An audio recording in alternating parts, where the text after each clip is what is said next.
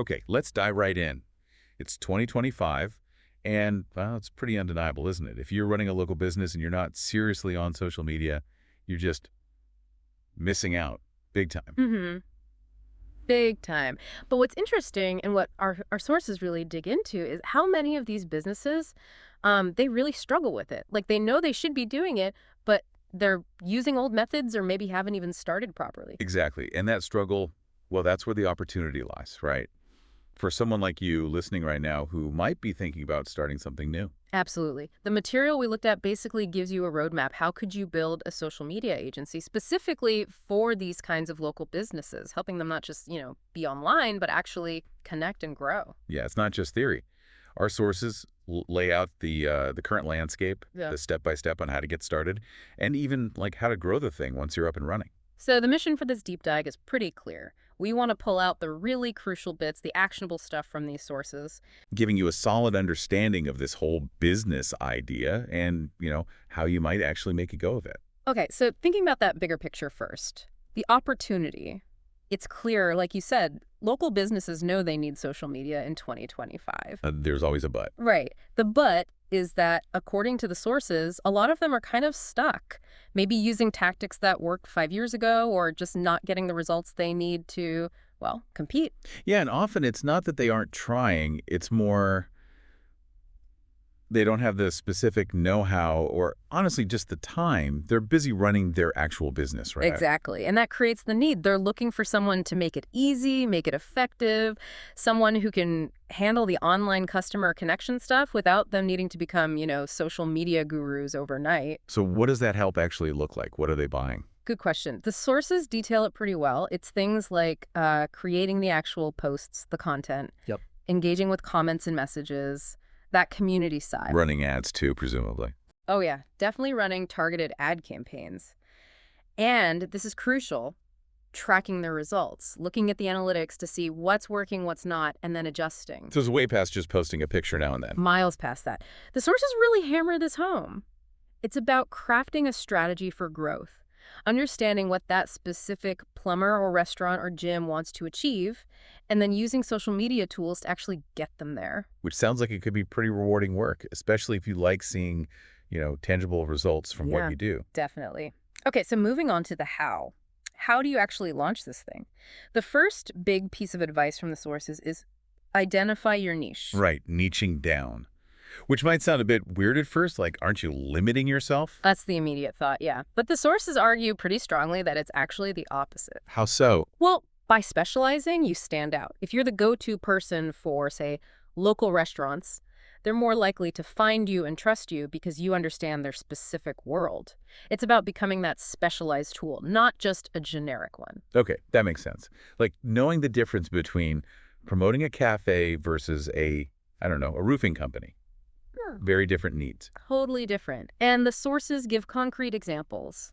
Restaurants, yeah, fitness centers, home services, and plumbers, electricians, that sort of thing. Businesses that really rely on local customers. And presumably, it helps if you actually like the niche you pick. Oh, for sure.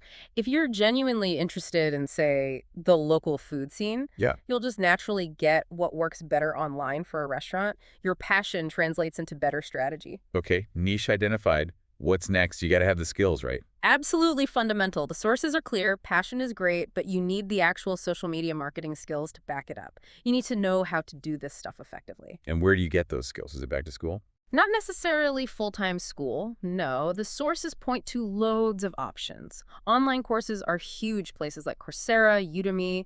Plus, there's just a ton of free knowledge on YouTube, tutorials on pretty much everything. So learning resources are definitely out there if you're willing to, put in the time. Exactly. And then, critically, you need to apply that learning to yourself first, your own online presence. Practice what you preach. Makes sense. Totally. The sources say before you ask anyone to pay you, you need to show you can do it for yourself. That means a professional-looking website, active social media profiles, basically your own online shop window. Showing your work. Yes, and a key part of that mentioned in the sources is creating your own content. Don't just say you're good at it, show it. Let people see the kind of posts, the kind of engagement you can create. That's your portfolio right there. Okay. Skills acquired, online presence, looking sharp. What's the next move? Do you go straight for the big clients? Actually, the advice is the opposite. Start small. Seems like really solid advice from the sources. Why small? Well, think about it. You want to build experience and confidence without the pressure of a huge contract right away.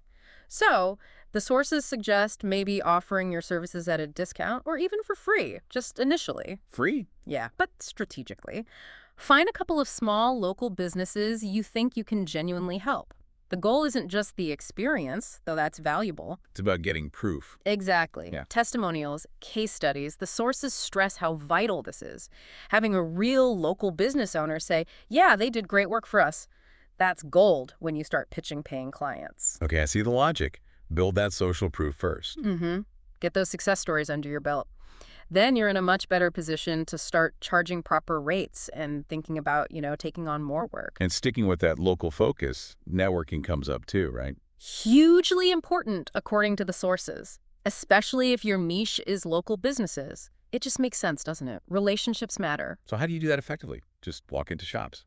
Maybe not just walk in cold, but the sources suggest things like going to local Chamber of Commerce events, business meetups, just getting involved in the local business community. Making those personal connections. Yeah, because word of mouth is still incredibly powerful, especially in local markets. Get a good reputation and other business owners will hear about you. Okay, so let's fast forward a bit. You've done the groundwork, got your first few paying clients, things are going well. Now what? How do you grow? Right, scaling. The sources move into this phase next. Once you've got that foundation, how do you handle more clients without burning yourself out? Automation, outsourcing. Both are key strategies highlighted. You can't do everything yourself forever if you want to grow. So yeah, strategically using tools and maybe bringing other people on board. What kind of tools are we talking about? The sources mention some specific examples, things like Hootsuite, Buffer, Sprout Social. These are platforms that help you manage multiple client accounts more easily, schedule posts in advance.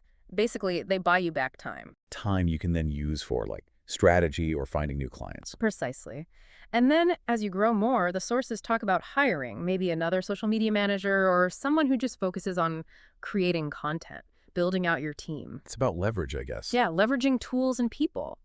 And another angle the sources bring up for scaling is, interestingly, more specialization. More specialization, even after niching down. Yeah, like offering higher value, more specific services within your niche.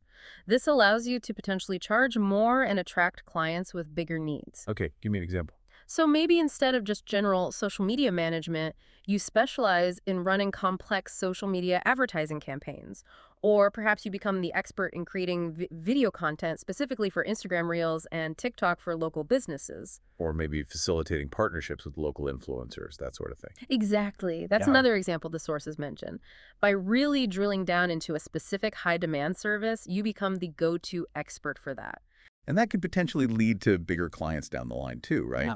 Businesses with more complex needs and, well, bigger budgets. That's the implication, yeah. Specialization can really elevate your agency. Okay, so wrapping this up then. Yeah. Looking back at everything we've pulled from the sources in this deep dive, it feels like starting a social media agency for local businesses in 2025 is, well, a pretty solid opportunity. It really does seem timely and significant. The core message from the sources seems to be focus local, really build up your expertise, and above all, deliver actual, measurable results for those businesses. Yeah, consistency and results seem key. And the potential is there, right? Profitability, high demand. Local businesses really do need this kind of help. Absolutely, which kind of leads us to that final thought for you, the listener, to mull over. In this world that's just getting more and more digital, more connected online, what unique angle, what unique value could you bring to the table? How could you help those local businesses in your own community not just get by online, but actually truly thrive using social media?